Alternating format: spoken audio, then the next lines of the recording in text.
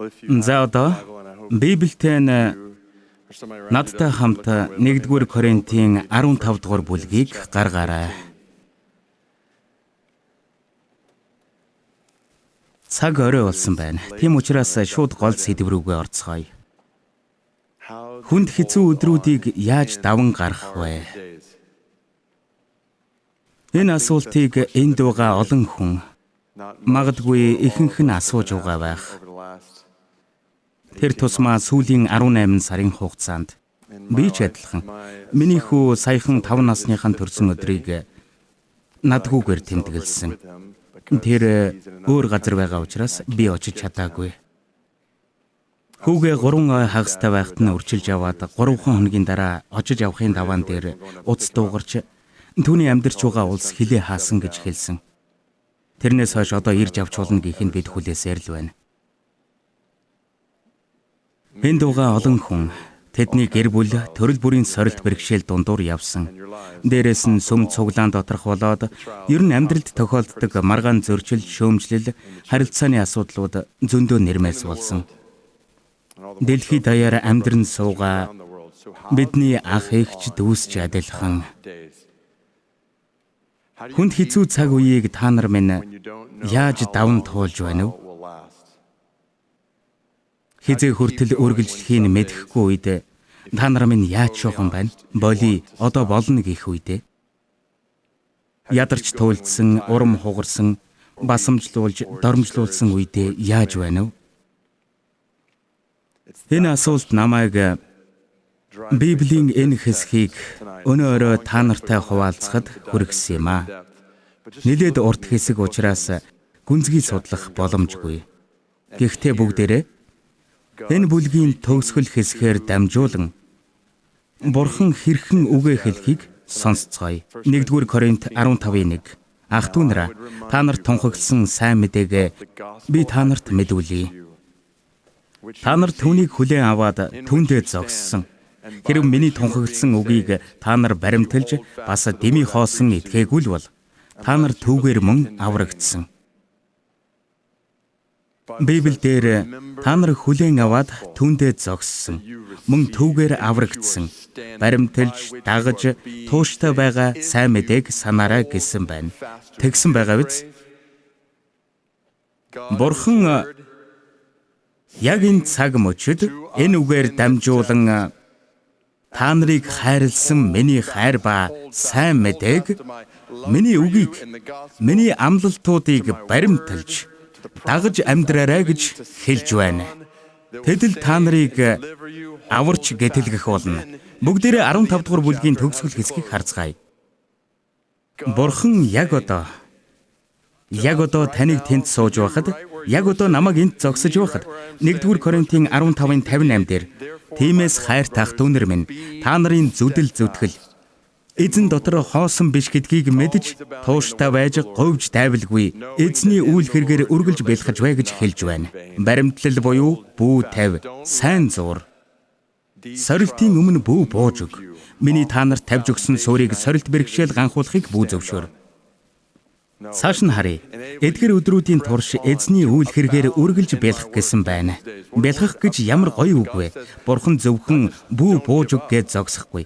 Үргэлж бэлхэх гэсэн. Тэгвэл хүнд хэцүү цагт яаж бэлхэх вэ? Би та нарт хэлж өгье. Эзэн дотор та нарын зүтгэл дэмий хоосон биш гэдгээ мэдэж. Та нарын зүтгэл итгэлийн төлөөх тэмцэл, тууштай зуурсан, үргэлжлүүлсэн бүхэн хоосон бишээ. Мөнхийн мөнхөд үнцэнтэй. Тэгвэл үнцэнтэй эсхийг яаж мэдэх вэ? Яаж үүнд итгэл төгс байх вэ? Хариултыг бид 1-р Коринт 15:1-ээс 58 дугаар ишлэл дээрх хэсгээс олно. Ишлэл бүрийг нэг бүрчлэн унших цаг байхгүй ч хизээд санаж явах хөдлөшгүй 3 үннийг би та нарт харуулахыг хүсэж байна. Одоо болоод ирээдүйд. Энд санах гэдэг үг хамгийн чухал. 15 дугаар бүлэг эхнээсээ л ингэж эхэлж байгаа. Тууштай зогсоход туслах үннийг та нарт мэдүүлье буюу сануулъя. Эхний үнэн.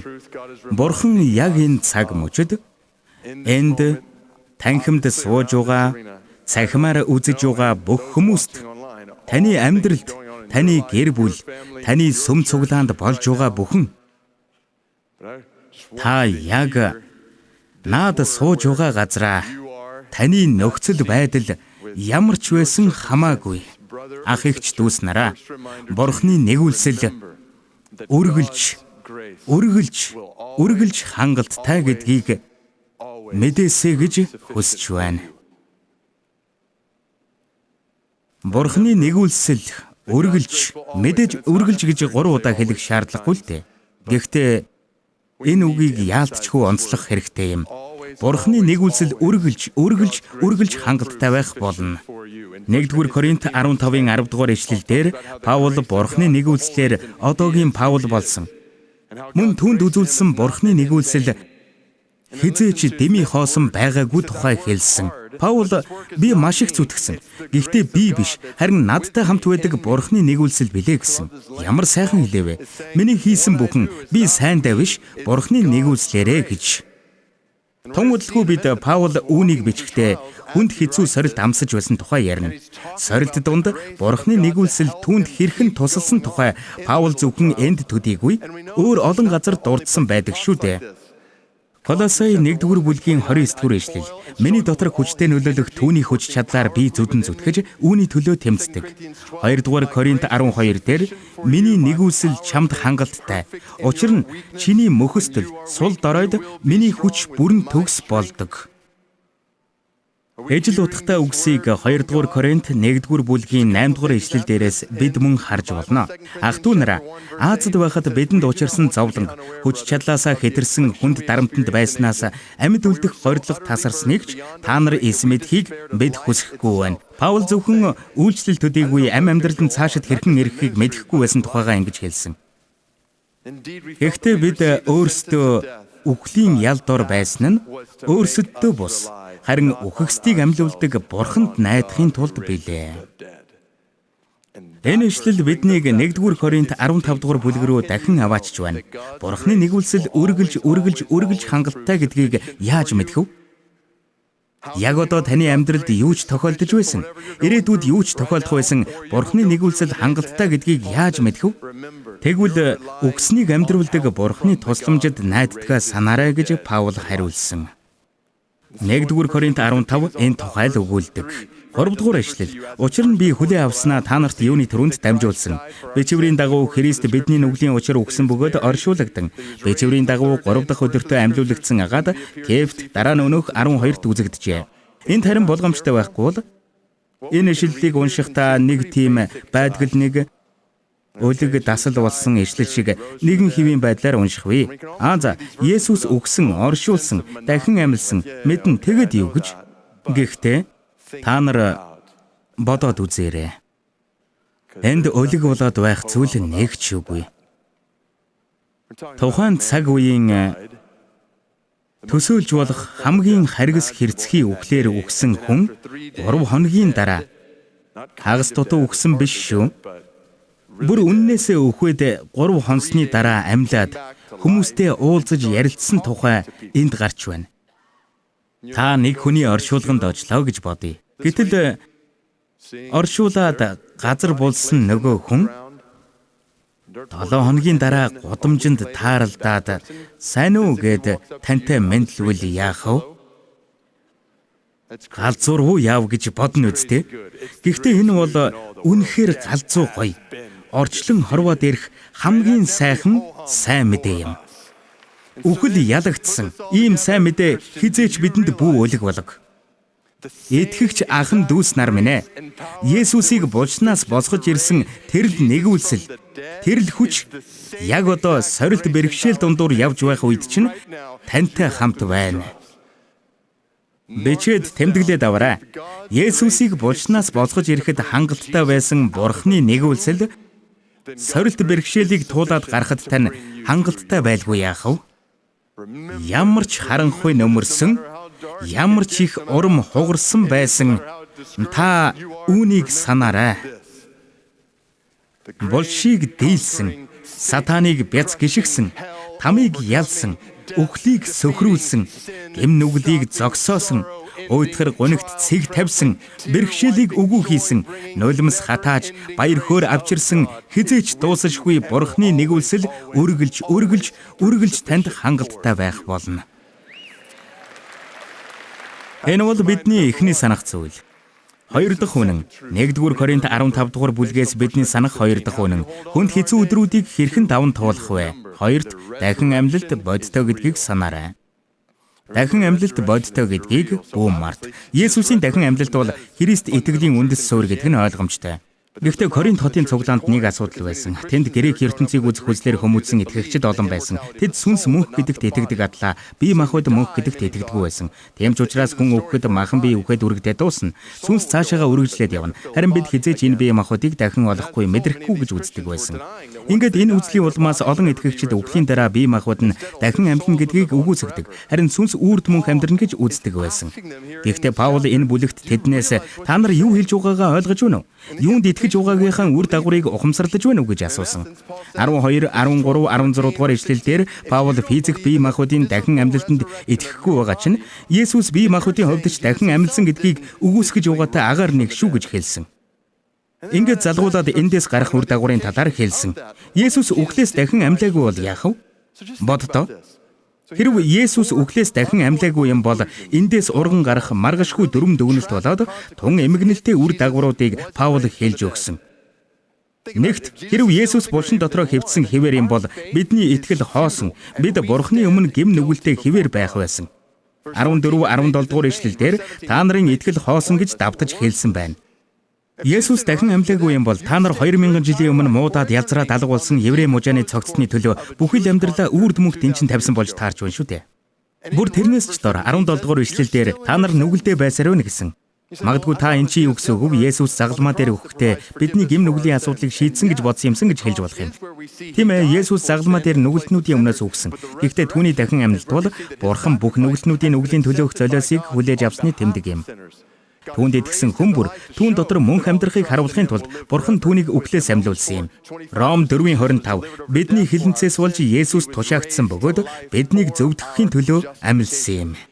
Тиймээс Есүс амьлаагүй юм бол бидэнд зөвдгөлж үгүй, бид Бурханы өмнө гэм нүгэлтэд зогсох нь байна шүү дээ. Үр дагаврууд цааш үргэлжилж байна. Хэрв тийм бол хоёрдугаарт бидний үйлчлэл хүмүүсийг төрөгдүүлсэн, бидний номлож буй зүйлс дэмий хоосон болно. 14-р ишлэлдэр Паул ингэж хэлсэн. Бид худал зүйлийг түгээн дэлгэрүүлж байна. Тиймээс итгэгчдийн ба сүм цуглааны үйлчлэл хүмүүсийг төрөгдүүлж байна гэсэн үг. 15-р ишлэлдэр бид Бурханы хуурамч хэрэгжлэгчид болно. Бид Бурханы тухай худал үгийг тарааж байна. Есүс амьлаагүй юм бол бид амьдарч байгаа хот сүрэн дэлхий даяар худал яриаг тарааж байна. Бид Бурханы гутааж нэр хүндийг унгаж байна. Хэрвээ ингэж хангалтгүй бол цааш үргэлжлээд хэрв Есүс амьлаагүй юм бол түүнд итгэж байгаад нас барсан хүмүүс Бурханы өмнө буруутай болж таарна. 18 дугаар ишлэлдэр Паул Христ дотор нойрсогсод ч мөн мөгсөн болно гэсэн. Энэ нь бие махбодын үхэл төдийгүй мөнхийн үхлийн тухай хэлж байна. Энэ бүхнийг нэгтгэхэд харуул ойлгомжтой шүү дээ. Есүс амьлаагүй юм бол нас барсан итгэгчдийн гэм уучлагдаагүй. Тэд Бурханы өмнө гэм буруутай. Тиймээс одоо гэм нүглийнхээ шударга шийтгэл болох мөнхийн шитгэлийг амсаад байж байгаа болж таарч байна. Дараа нь Паул өөрийнхөө болоод бусад дагалдагчдын хувьд энэ нь ямар учиртай болохыг хэлж байна. Есүс амьлаагүй юм бол эрсдэл хүлээн байж, сорил бэрхшээл дундуур туучин байж, Есүсийг дуулууртаа дагсан амьдрал хөөрхийлөлтэй болж таарч байна. 19-р ишлэл. Бид зөвхөн энэ амьдралын төлөө Христэд найдсан бол бүх хүмүүсээс хамгийн өрөвдөлтэй нь болно. Дараа нь 30-р ишлэлдэр Паул сайн мэдээ тараах үедээ туулсан аюул, зовлон бэрхшээлийн талаар хэлсэн. Хэрв үхэгчдээс амьлуулагдаагүй юм бол би амьдралаа дэмий үрж байна. Тийм юм бол маргааш үхэх юм чинь идэж ууцгаая гэж тэр 32 дугаар ишлэлд хэлсэн. Мэдээч шүү дээ. Найзуудаа, хэрв энэ амьдрал ингээд л болоо юм бол тэмцлээ орхиод бусад шиг амьдрий л да. Тааваараа сайхан бай. Юмд хөнгө хандацгаая. Тав тухай дээд зэргээр хангацгаая. Энэ амьдрал ингээд л болоо юм бол ингэж л амьдрах хэрэгтэй үстэй. Эрсдэл хүлээн байж, сорил бэрхшээл дундуур туучин байж, шавнараа хуурсан нэгмүү еврей багшийг дуулууртаа дагах ямар хэрэг байна? Паскалийн бооцоог санаж байна уу? Блэс Паскалийн онолыг энгийнээр тайлбарлавал энэ дэлхий дээр Христэд итгэлгүй амьдрснаас итгэж амьдрсан нь хамаагүй дээр. Учир нь энэ бол ерөөсөө л магадлалын асуудал. Христэд итгэгчийн амьдралаар амьдраад дараа нь энэ нь худал байж таарвал алдаад байх зүйл үгүй. Учир нь та сайхан нэр төртэй амьдралаар амьдрсан. Харин итгэгч биш хүний амьдралаар амьдраад дараа нь Христ итгэл үнэн болж таарвал та бүхний алдаж мөнхөд тамд байхаас өөр аргагүй болно. Тиймээс магадлалаа бодоод үзсэн ч тэр Христэд итгэж амьдрах нь ухаантай сонголт болж таарч байна. Библич үүнтэй санал нэгддэг. Хэрвээ Христэд итгэгчид Америк мөрөөдлийг биелүүлж, сайн сайхан тав тухтай амьдарч, энэ дэлхийд ирэх бүх эд баялагийг эзэмшиж, бүх таашаалыг хүртэж амьдардаг. Бүтэн сайн өдөр энэ бүхнээ батараанд хийхийн тулд цуглаанд очиод Есүст мөрөгчдөг байсан бол Паскалийн хэлсэн зүйлс утга учиртай байх байсан. Гэхдээ ах эгч дүүс нар минь ээ, Христэд итгэгчдийн иймэрхүү амьдралын хэм маяг өнөөгийн бидний соёл, өнөөгийн сүм цуглаануудад дэндүү газар авсан санагдахгүй юу? Олон итгэгчид өнөөдөр дээр хэлсэнчлэн бусад шиг амьдарч, бүтэн сайн өдөр нь Есүст мөрөгчхөөд явж байна. Гэхдээ энэ бол Библийн дагуу итгэлийн амьдрал биш ээ. Учир нь Библийн дагуу итгэлийн амьдрал гэж эрсдэл хүлээн, сорил бэрхшээл дундуур туучин байж Есүсийг дуулууртай дагдаг амьдралыг хэлдэг юм аа. Бурхан таныг хаашаач дагуулсан бай. Сайн мэдээ тараахын тулд амьдралаа зориулахыг, энэ явц дундаа зовлон хүлээж авахыг, хүнд хэцүү, хэрэгцээ хамгийн их, аимшигтай газруудад аимшигтай хүмүүстээр очихыг, эд баялагийг орхин, тав тухай золин, эрсдэл хүлээхийг хэлнэ. Энэ бүхэн зөвхөн Есүс үхлээс амилсан тохиолдолд утга учиртай. Манай сүмийн нэг бүл санаанд орж байна. Бид хэдхэн 7 хоногийн өмнө тэднийг илгээсэн. Би тэр гэр бүлтэй нэлээд хэдэн жилийн өмнө яг энэ танхимд нэгэн хурлын үеэр Бурхны үгийг хуваалцаж явахдаа танилцсан юм. Тэгээд Бурхны хөв төргөөр хэдэн жилийн дараа тэд Вашингтон ДС-д манай сүмд ирж таарсан. Тэр гэр бүл Америк мөрөөдлийн сайхан тав тухтай амьдралаа санаатай хойш тавьж, гэртээ өргөмөл хүүхдүүдийг авчирч, тэдний төлөө санаа тавьдаг байсан. Мэдээж амар байгаагүй ч зарим хүүхдүүд тэдний гэр бүлийн гишүүн болж үлдсэн байдгийм. Энэ удаа тэд Хойд Африкийн сайн мэдээ сонсоогүй хүмүүст хүрэхийн тулд зориуд тэнд ажилд ороод 2-7 хоногийн өмнө цүнх саваа баглаад, баахан хүүхдүүдэд дагуулад хэцүү нөхцөл байдалтай газар руу нөөсөн. Хэрв Есүс булшин дотроо хэвтэж байсан бол энэ бүгд ямар учир утгатай вэ? Залуус, амьдрал сайхан шүү дээ. Есүс амьлаагүй юм бол бүгдээрээ амьдралын тав тухай нэмэгдүүлж, эрсдэл хүлээдгээ болиё л доо. Гэхдээ 20 дугаар ишлэл дээр чухамда Христ өөхөксдээс амьлуулагдсан учраас энэ нь бүхнийг оронгоор нь өөрчилж байна. 1-р Коринт 15. Есүс амьлаагүй бол ямар үр дагавар гарах тухай биш. Харин Есүс амьлсан учраас ямар үр дагавар гарах тухай бодоцгоё. Есүс үхэгсдээс амьлсан учраас намайг дагаарай. Итгэл нэгт ах эгч дүүс нараа. Бидний итгэл бат бөх сүртэй бөгөөд бид Бурхны өмнө зогсохдоо уучлагдсан байх болно. Бидний итгэл дими хоосон биш, маш сайн бат бөх сүрлэгдсэн. Амьлсан Христээс өөр итгэлээ өгөх илүү дээр, илүү ухаантай, илүү найдвартай, мөнхийн баталгаатай сонголт гэж үгүй. Христэд итгэдэг хүн бүр Бурхны өмнө уучлагдсан бөгөөд Есүс бидний нүглийн төлөө үхлийг ялан дийлж, бидний зөв төглийн төлөө амьлуулагдсан юм. Тийм ч учраас намайг дагаад угаарай. Бидний хэлж байгаа зүйлс үнэн. Бидний үйлчлэл хойшлуулшгүй чухал. Бид үхлийг ялсан тэр нэгнийг мэддэг, харсан. Тэр зөвхөн бидний өмнөөс биш. Бидний эргэн тойронд байгаа бүх үндэстэн, бүх овг аймаг, бүх хэлтнүүдийн нүгэлтнүүдийн өмнөөс үхсэн. Тэдэнд бүгдэд сайн мэдэх хэрэгтэй. Тиймээс бид амьдралаа, гэр бүлээ, сүм цуглаана Христийг тэдэнд мэдүүлэхийн тулд зориулдаг. Бид амьдралаа зориулдаг. Шаардлагатай бол үхэл, гэм нүглийг ялан дийлсэн тэр нэгний тухай олон үндэстэн ястнуудын хүмүүст хэлэхийн тулд амиа өгдөг. Үүнийгээ бид зоригтой хийдэг. Учир нь Христ дотор үхэгсэд одоо Бурхантай хамт байгаа гэдгийг бид мэддэг. Бидний өмнө амьдарч байсан бүгд Есүст итгэсэн учраас хэдийгээр үхсэн ч гэсэн тэд амьд гэдгийг бид мэднэ. Тиймээс та бидэнд энэ амьдралд айж эмээх зүйл үгүй. Амьдрах нь Христ, өөхөх нь ололт юм. Есүс бидэнд тохиолдож болох хамгийн муухай зүйлийг бидэнд тохиолдож болох хамгийн сайн сайхан зүйл болгож хувиргасан. Тиймээс бид сайн мэдээний төлөө эрсдэл хүлээж, сорилт бэрхшээлийг тэвчдэг. Ийм амьдрал өрөвдөлтөө гэж юу? Үгүй. Эрсдэл хүлээж, сорилт бэрхшээлийг тэвчин байж, Есүс дуулууртай байдаг амьдрал энэ дэлхийн хүмүүсийн атархлыг төрүүлмэн амьдрал байдаг. Энэ бол Есүс үхлээс амьлсан тохиолдолд утга учиртай байж чадах цорын ганц амьдрал. Африкт сайн мэдээ тараах гээд явсан тэр гэр бүл бол атаархам хүмүүс. Зөвхөн тэд ч биш. Бид бүгд явсан ч суусан ч эрсдэл хүлээж сорилт бэрхшээлийг төвчин байж Есүст дуулууртайгаар урагшлах болно. Яагаад гэвэл ийм амьдрал дэмий хоосон биш. Дахин амьлсан Есүсийг дагаж байгаа цагт таны амьдрал хизээч дэмий өнгөрөхгүй. Тийм ч учраас 1-р Коринт 15 дээр Паул Есүст итгэдэг бүх хүмүүс бие махбодын хувьд дахин амьлах найдварын тухай хэлсэн байдаг. Нэг л өдөр нүд эрмхийн зуур нэг агшинд сүүлчийн бүрээнээр Христ дотор үхэгсэд үл муудахаар амьлуулагдана гэсэн. Бид Христ дотор амьд, Христтэй хамт амьлуулагдаж үхэл ялалтад залгидлаа гэж бичигдсэн үг биелнэ. Үхлээ ялалт чинь хаана байна вэ? Үхлээ хадгуур чинь хаана байна вэ? Бидний итгэлийн эгч Жоны түрүүн хэлсэн шиг Есүс үхлийг бүр мөсөн дийлж, физик бие махбодын хувьд амьлж, бид алдар, сүр хүч дотор үл муудах сүнслэг биеийг олох болно. Бид Жонитай хамт Христ бол миний бат зогсох хадан цохоо гэж дуулсан.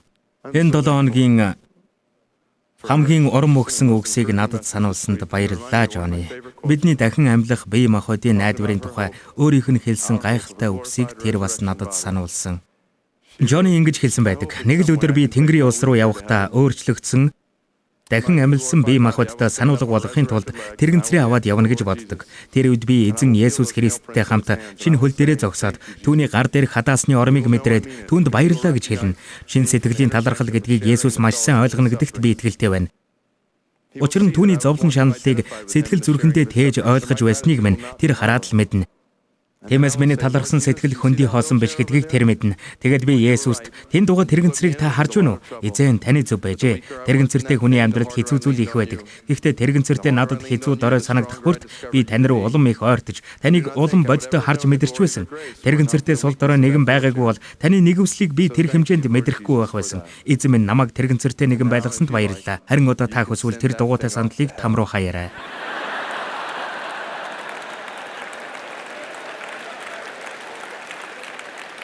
Бурхан алдар шиг Есүс дахин амьлсан. Тиймээс ах эгч дүүс нараа, хүнд хэцүү өдрүүдэд Бурханы нэгүүлсэл үргэлж танд хангалттай гэдгийг санаарай. Есүс дахин амьлсан. 3 дугаарт түүх хаашаа явж байгааг санаарай. Надад бараг цаг үлдсэнгүй. Гэхдээ 24 дугаар ишлэлээс эхлээд бид түүхийн томыг харж болно. Нэгэн өдөр Есүс эргэж ирээд бүх удирдлага, эрх мэдэл, хүчийг хүчингү болгоод Бурхан эцгийнхээ хаанчлалд тушаах тухай гарч байна. Бүх дайснаа хөл доороо оруулах хүртэл тэр ноёрхох ёстой. Эцэд нь хүчингү болох ёстой дайсан бол үхэл мөн. Дэлхий дээр одоо цагт юу болж байгаа, ирээдүйд юу болох тухай дүр зургийг эндээс харж болно. Есүс үхэгсдээс амьлуулагдаж, дээш одож, Бурхан Аавынхаа баруун гар талд заларч байгаа. Тэнгэр газар дээрх бүх эрх мэдэл түүнийх. Тэр энэ эрх мэдлээрээ бүхнийг захирдаг. Есүс өдрөөс өдөрт Бурханы дайснуудыг хөл доороо оруулж байна. Чуулган итгэлээ Есүс дээр байлгаж, олон тооны сорилт бэрхшээл, уруу тадлага дунд маш их зүтгэл гарган Есүсийг тунхаглах үед Бурханы дайснууд ялагдал хүлээдэг.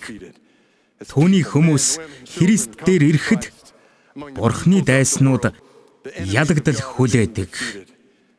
Есүсийн нэрээр өнчин хүүхдүүд гэр бүлтэй болж, бэлэвсэн эмэгтэйчүүд тусламж авч, боолчлогдсон хүмүүс чөлөөлөгдөж, хавжлахад өртөгсөд суллагдаж, сайн мэдээ хүрээгүй хүмүүст хүрэх үед Бурханы дайснууд ялагддаг. Есүс энэ бүхнийг яг одоо танаар болон надаар дамжуулан хийж байна. Тиймээс чуулган, туш тавай, бат зогс, халуун сэтгэлээ бүүгээ, хүн төрлөختний түүх, тэр чигтээ чиглэж байгаа зүйлээс хараага бүүс салга. Би нэг богинохон түүх та нарт ярьж өгье. Анх дахь сургуулийн төгсөх ангид байхдаа би сургуулийнхаа бейсболын багийн тамирчин байлаа гэж. Бейсбол маш муу тоглодог тамирчин. Тийм юм бол яаж яваад бейсболын багт оржихдаг байна гэж юу? Манай баг өөрөө маш муу баг учраас бүтэн улирал өнгөрөхөд нэг ч удаа хоожоогүй тийм муу баг. За тэгээд улирал бараг шовтарч байхад бид нэг багтаа тоглолоо. Тэд ч бас биднээс ялгаагүй муу баг. Таарсан 2 багийн тоглолт байсан гэх үү дээ.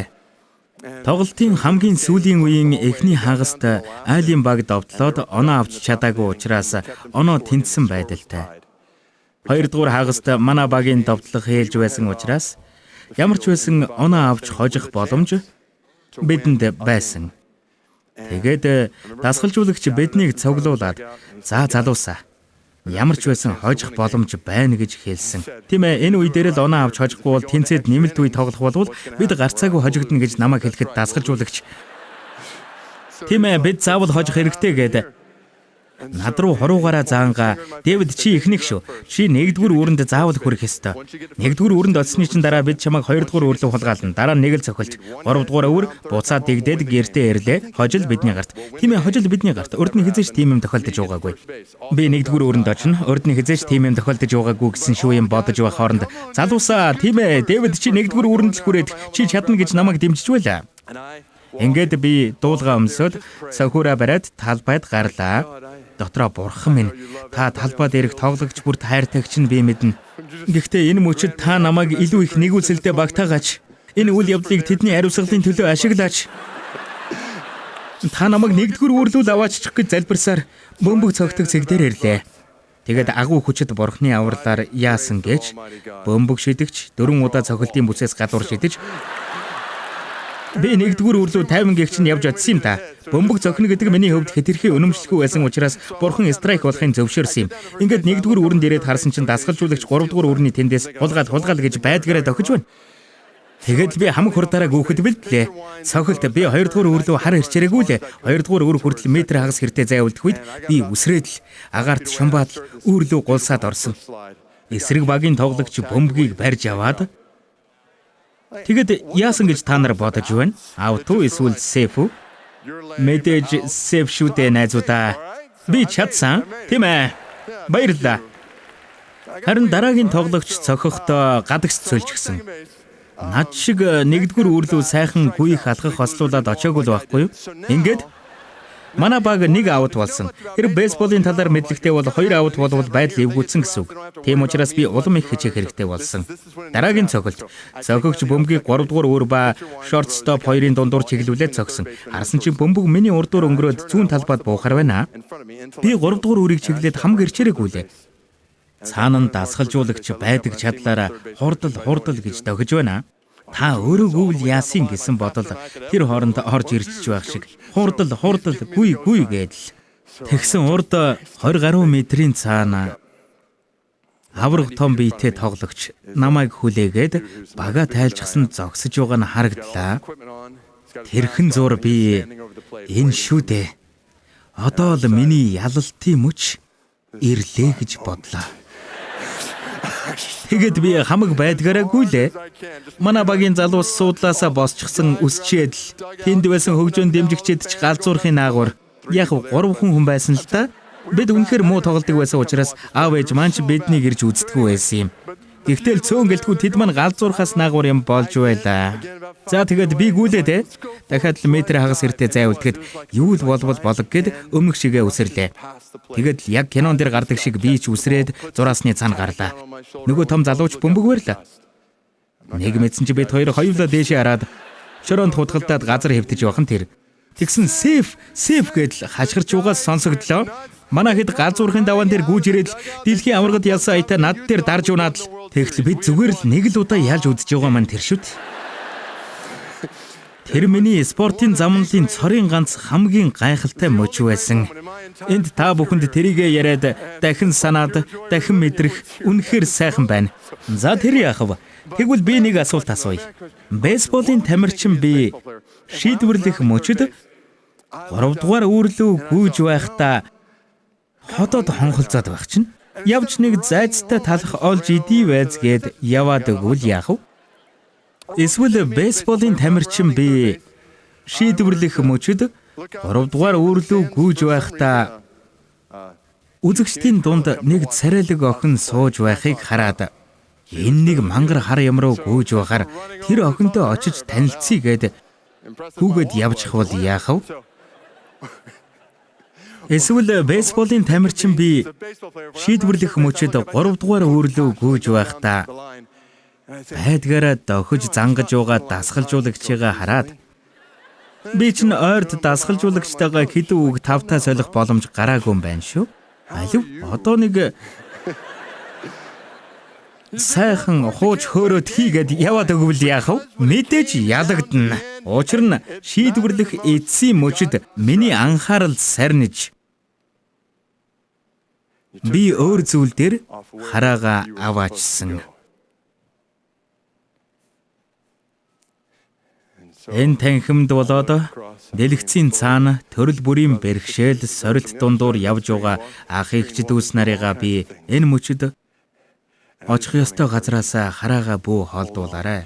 Тууштай байж бат зогсороо гэж урамшуулмаар байна. Би Бурхны үгээр та нарыг ядхан ухуулж байна. Анхаарлаа бүү сарниулаарай, бүү хууртаарай. Яг одоо бүхнийг ноёрхож угаа эзэн дээр хараага байлгаарай. Нэг л өдөр тэр энэ бүхнээс биднийг салгана.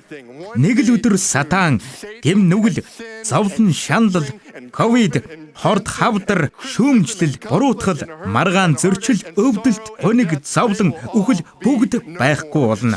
Тиймээс тэр өдөр иртэл түүний нэгүүлсэл үргэлж танд хангалттай гэдгийг санан бат зогсорой. Дахин амьлалт бол бодтой. Хуйлмал номыг нээж лацнуудыг эвдэх зогстой нэг үхлийг ялан дийлсэн Юдагийн арслан бид бүх үндэстэн ястан, бүх овг аймаг, бүх хэлтнүүдийн хүмүүстэй хамт магтан дуулах тэр өдөрлөө түүх бүхэлдээ зорж чиглэж байна. Тэр биднийг өөртөө авахын тулд эргэн ирж байгаа. Тиймээс хайрт ах дүү нар минь, та нарын зүдэл зүтгэл эзэн дотор хоосон биш гэдгийг мэдж тууштай байж говьж дайвалгүй эзний үйл хэрэгээр үргэлж бэлхэж яваарай.